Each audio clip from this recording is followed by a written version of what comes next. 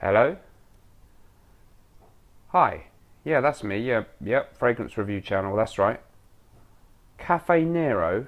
Yeah, of course. The coffee shop. Yeah, there. Product placement? No, it's not really something I do. Yeah, no, it's a very flattering idea, but yeah, it would compromise the integrity of the channel, and yeah, I wouldn't feel comfortable with it. I think it's kind of tacky, these kind of sponsorship deals. So yeah, thanks, but it's just not something I would do to my channel. How much? Yeah, all right then.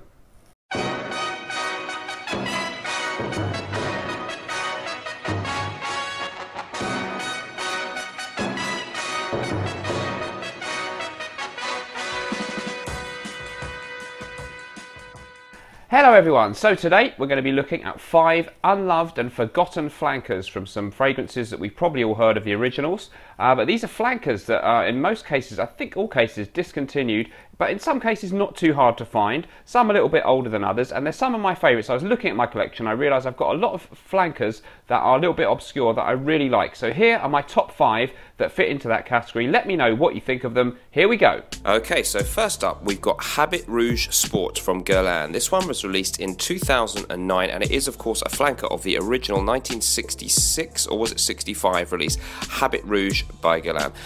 The original fragrance was a woody oriental fragrance which had a very nice use of leather with vanilla and some citrus notes in the top. Quite a complex and sophisticated fragrance, smelling quite old-fashioned maybe, or certainly suited towards people over 35 and upwards these days. But Habit Rouge Sport was brought out in 2009, one of many flankers to this one. There's Habit Rouge Eau, there are all kinds of other ones, not many of which I've tried. I have tried a couple of them. This might be my favourite of all the Habit Rouges that I've tried so far, including I prefer it to the original.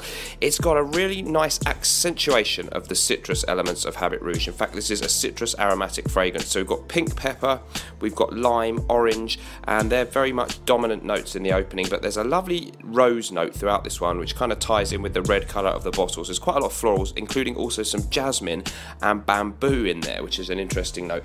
Very invigorating fresh scent, but not like other sports scents, not that kind of boring aquatic citrus feel. A really woody citrus floral mixture that is quite different to anything else I've smelt so far. It does have quite a lot of the original DNA of Habit Rouge itself in there, but with a much stronger accent on the invigorating and citrusy elements that's so cleverly done that it makes for a brilliant fragrance, really nice performance. Sadly, discontinued, it obviously didn't catch on. Next up, we've got Fleur de Mal La Cologne. So the original Jean Paul Gaultier La Mal is the one that this is a descendant of, and it's of course a flanker to that one. Really a flanker of a flanker, because we had the release back, I think in 2007, of Fleur de Mal, a flanker to La Mal, and that was a much more white floral smelling take on the original Jean Paul Gaultier La Mal, an even more effeminate version of the original La Mal, and the strength of that one was really quite strong. It was a floral fragrance with a quite almost cloying kind of sweetness, some lavender in there, and it was a very nice fragrance, very good. Just enjoying some delicious coffee there, made with only the finest Arabica beans.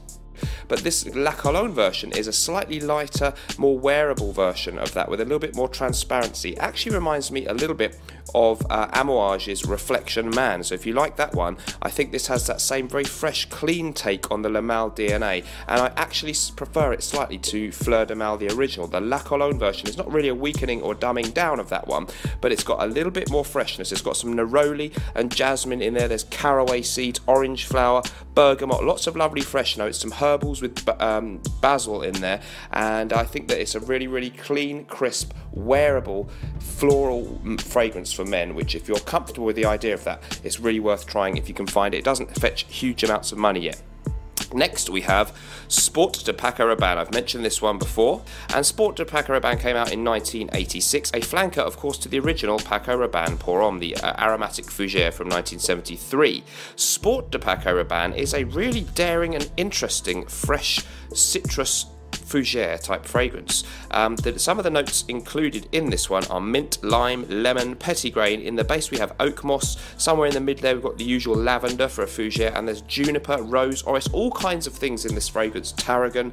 It's very herbal. It's definitely an aromatic fougere type fragrance, but with a real added citrus element with the lime, the lemon, the bergamot, the petitgrain in the opening. It gives you a really green, crisp, macho version of a sports fragrance. Again, nothing aquatic or transparent about this one, and it reminds me a little bit, actually, dare I say, of Houbigant's Fougère Royale, with an added heavy dose of lemons and limes and citrus. I really enjoy this one. It won't be for everybody. You've got to be a fragrance enthusiast to enjoy it. It's a little bit different, but I prefer it actually to the original Paco Rabanne Pour Homme because it's got more of a fresh feel. I like that citrus element, and it's a very daring and interesting sports fragrance, I think. One of the earlier versions of a sport fragrance.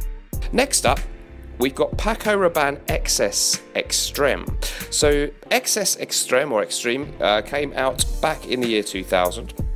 It is, of course, a flanker of the original Paco Rabanne XS, which came out in the mid-90s. This one has petitgrain, mint, bergamot, juniper, watermelon, rose, rosewood from Brazil, leather, musk, oak moss, and cedar amongst the notes. It's a really invigorating, fresh, manly, woody, masculine fragrance. It's got a lot of citrus notes, but there's also the watermelon and the juniper and maybe a pink pepper type of feel in there, giving it a sort of almost fruity, sweet freshness about it. And the woodiness and the oak moss and the cedar in the dry down actually remind me a little bit of some kind of a Creed fragrance. And specifically, this one reminds me an awful lot, and I have compared them side by side, to Creed's Himalaya. So if you like that one, I'm not saying it's exactly the same or that one's copying the other. I think Himalaya actually came out after this one, but they're very similar. It's a really high quality fragrance I prefer to the original Paco Rabanne XS because I find it more zesty and invigorating, and maybe even a little bit more modern smelling than that one. Obviously it didn't take off, sadly discontinued,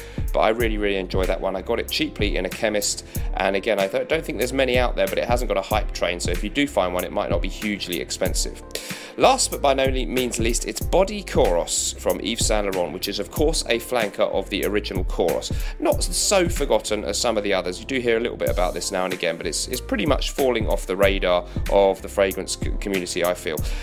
Body Koros has very little in common with the original Koros from Yves Saint Laurent, which was a very masculine, aromatic, musky fragrance. Some people said they got sort of bathroom smells out of it, and not in a good way.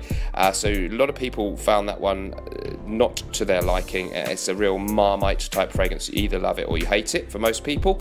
Body Koros is a much sweeter fragrance. In this one, we've got the note of eucalyptus. There's a kind of licoricey note in this one as well, and it almost leans a little bit gourmand. It's quite sweet, but it manages to remain masculine throughout the time that you wear it, and it's got a really nice balance of a sort of woody, masculine, musky undertone with some nice sweetness. The eucalyptus gives it an almost medicinal feel, which may not be to everyone's liking, and I also really like that licorice element, reminding me a little bit of Lolita Lempicka or Masculin, and also the eucalyptus reminds me a tiny bit of Creed's Royal Mayfair, strangely.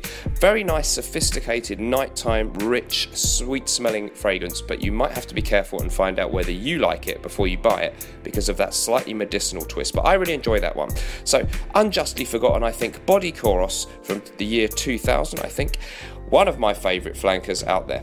Let me know some of your favourite forgotten flankers and what you thought of my choices. As ever, whatever we're doing in life, let's project, and I'll see you in the next video.